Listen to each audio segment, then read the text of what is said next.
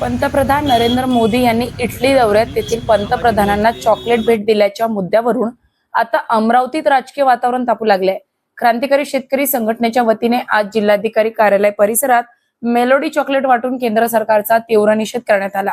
राज्यात शेतकरी आर्थिक संकटात सापडलाय। मशागतीसाठी लागणारे डिझेल पेट्रोलचे दर गगनाला भिडले आहेत। शेतकऱ्यांकडे पेरणीसाठी पैसे नाहीत, तर दुसरीकडे देशाचे पंतप्रधान परदेश दौऱ्यावर लाखो रुपये खर्च करून चॉकलेट वाटत आहे, असा आरोप यावेळी करण्यात आला। शेतकऱ्यांच्या प्रश्नाकडे सरकारने तातडीने लक्ष द्यावे अशी मागणी केली।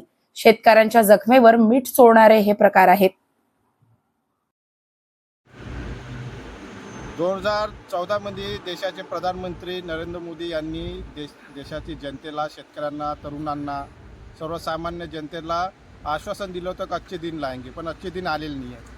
आज देश संकटात सापडला, शेतकरी संकटात आहे, सर्वसामान्य जनता संकटात आहे आणि देशाचे प्रधानमंत्री 35-30 कोटीच्या विमानामध्ये 5 देशाचा दौरा करत आहे। हजारो लाखो लिटर डिझेल वाया घालत आहे आणि देशाला उलटं ज्ञान देत आहे।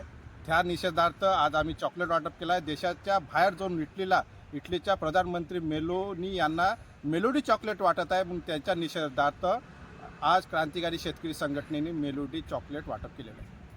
अशाच महत्त्वपूर्ण बातम्यांच्या अपडेटसाठी अजिंक्य भारत न्यूजच्या पेजला फॉलो करा आणि सबस्क्राईब करा। Thank you for watching.